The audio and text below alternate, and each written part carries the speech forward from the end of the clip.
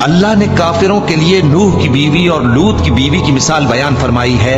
ये दोनों हमारे दो नेक बंदों के घर में थी और दोनों ने उनसे खयानत की, तो वो अल्लाह के मुकाबले में उन औरतों के कुछ भी काम ना आए, और उनको हुक्म दिया गया कि दूसरे दाखिल होने वालों के साथ तुम भी दोज़ख में दाखिल हो जाओ। और मोमिनों के लिए एक मिसाल तो फिरौन की बीवी की बयान फरमाई कि उसने अल्लाह से इल्तिजा की कि ऐ मेरे परवरदिगार, मेरे लिए बहिश्त में अपने पास एक घर बना और मुझे फिरौन और उसके अमल से नजात बख्श और जालिम लोगों से मुझको छुड़ा ले। और दूसरी मिसाल इमरान की बेटी मरियम की, जिन्होंने अपनी इज्जत और नामूस को महफूज रखा, तो हमने उसमें अपनी रूह फूंक दी और वो अपने परवरदिगार के कलाम और उसकी किताबों को बरहक समझती थी और वो फर्माबरदारों में से थी।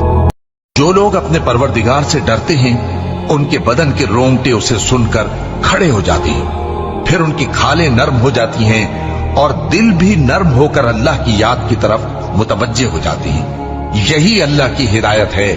वो इससे जिसको चाहता है हिदायत देता है, और जिसको अल्लाह गुमराह रहने दे उसको कोई हिदायत देने वाला नहीं। भला जो शख्स क़यामत के दिन अपने चेहरे पर बुरे अजाब को रोकता हो, क्या वो वैसा हो सकता है जो चैन में हो? और जालिमों से कहा जाएगा कि जो कुछ तुम करते रहे थे अब उसके मजे चखो। जो लोग इनसे पहले थे उन्होंने भी तकजीब की थी, तो उन पर अजाब ऐसी जगह से आ गया कि उनको खबर ही न थी।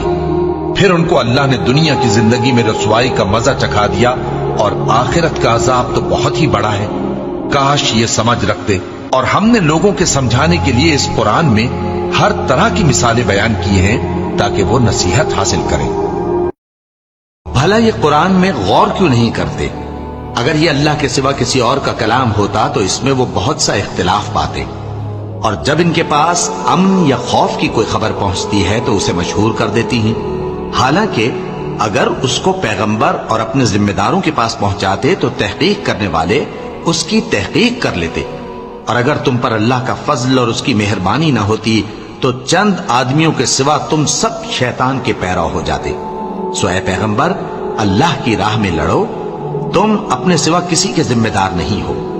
और मोमिनों को भी तरगीब दो, करीब है कि अल्लाह काफिरों की लड़ाई को बंद कर दे, और अल्लाह शदीद तरीन जंग करने वाला है और सजा देने के लिहाज से भी बहुत सख्त है।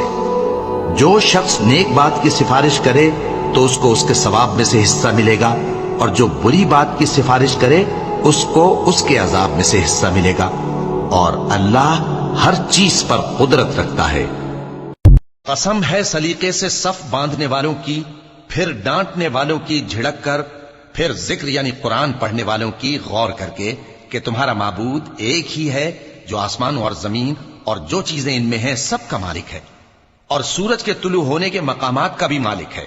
बेशक हम ही ने आसमान दुनिया को सितारों की जीनत से सजाया और हर शैतान सरकश से उसकी हिफाजत की कि ऊपर की मजलिस की तरफ कान न लगा सकें, और हर तरफ से उन पर अंगारे फेंके जाते हैं यानी वहां से निकाल देने को, और इनके लिए हमेशा का अजाब है। हाँ, जो कोई फरिश्तों की किसी बात को चोरी से झपट लेना चाहता है तो जलता हुआ अंगारा उसके पीछे लग जाता है। तो इनसे पूछो कि इनका बनाना मुश्किल है या जितनी खलकत हमने बनाई है उसका? इन्हें हमने चिपकने वाले गारे से बनाया है। हाँ, तुम तो ताज्जुब करते हो और ये मजाक उड़ाते हैं, और जब इनको नसीहत की जाती है तो नसीहत कबूल नहीं करते, और जब कोई निशानी देखते हैं तो ठट्ठे करते हैं और कहते हैं कि ये तो खुला जादू है।